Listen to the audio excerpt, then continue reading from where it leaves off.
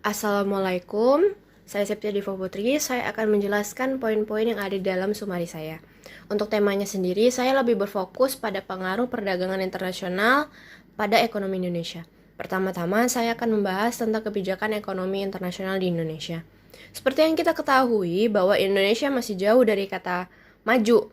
Produksi kita itu masih rendah, bukan karena kekurangan permintaan masyarakat atau segi demand, karena kelemahan struktural atau dari segi supply, karena kurangnya keahlian, kurang prasarana, kurang industri dan sebagainya.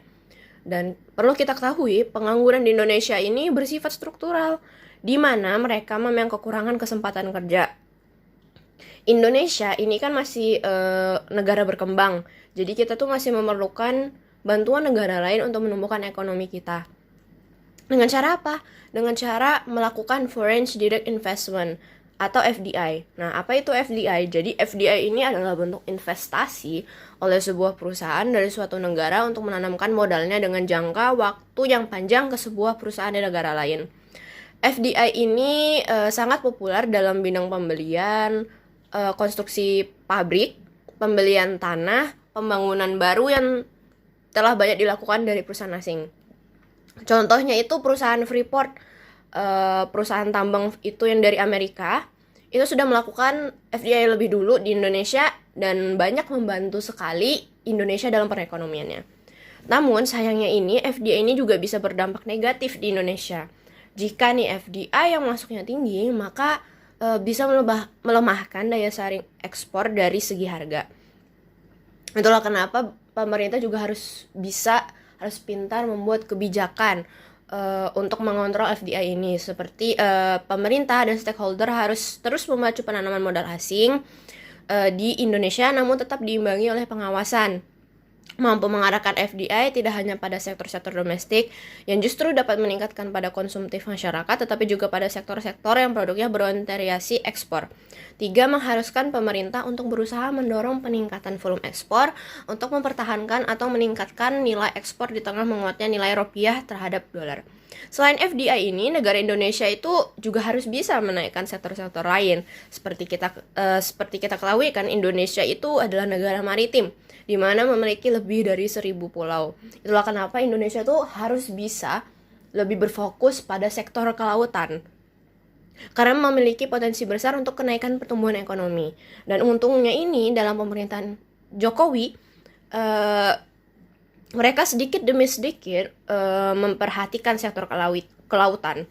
Dalam KTT Asia Timur 2014, Jokowi berupaya untuk memfokuskan pada kebijakan luar negeri dan peran strategis Indonesia di poros maritim. Salah satu proyeknya itu adalah Tol Laut. Tol Laut ini adalah sebuah proyek yang mengkoneksikan jalur pelayaran yang berpusat di Indonesia Timur.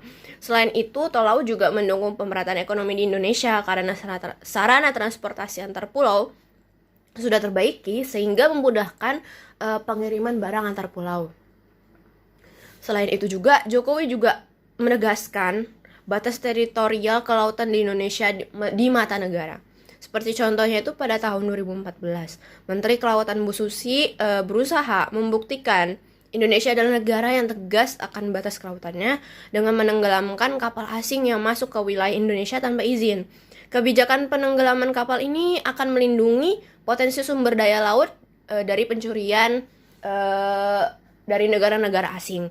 Karena itu Indonesia juga bisa diperkirakan akan bisa mengungguli ekspor dalam bidang kelautan. Contohnya itu yaitu ekspor ikan. Lalu dalam segi logistiknya, Indonesia ini sebenarnya masih belum terlalu diperhatikan. Dan juga tol laut itu memang makin memudahkan barang dari luar negeri itu masuk ke Indonesia.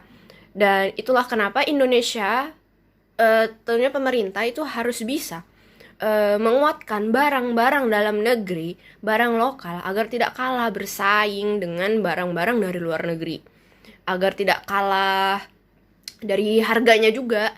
Itu koordinasi yang baik antar instansi pemerintah merupakan tombak dari kebijakan di bidang kelautan. Pembangunan infrastruktur terutama di wilayah pelabuhan dan laut akan memperlancar jalur distribusi barang dari Jawa ke wilayah timur, sehingga itu dapat menekan harga. Masyarakat di wilayah pesisir ini juga bisa mengandalkan potensi kelautan yang lain. Misalnya itu di bidang pariwisata. Daya tarik alam yang didukung dengan peningkatan infrastruktur akan mampu menjadikan Indonesia sebagai objek wisata dunia. Jadi itu kita juga tidak akan berfokus pada sektor kelautan dalam bidang nelayan gitu, yang ikan dan juga logistik gitu. Jadi kita juga bisa memanfaatkan pariwisata. Kemudian kesiapan masyarakat daerah dalam menerima perubahan akan menjadi fokus dari implementasi kebijakan yang lain. Jadi masyarakat daerah mau tidak mau harus melakukan penguatan antara lain di bidang ekonomi dan budaya. Dengan semakin banyaknya turis asing ke daerah akan mampu meningkatkan perekonomian daerah, maka pemerintah daerah itu juga diharapkan memberikan pengetahuan dan pelatihan ekonomi berbasis kearifan lokal. Itu saja dari saya, terima kasih. Wassalamualaikum warahmatullahi wabarakatuh.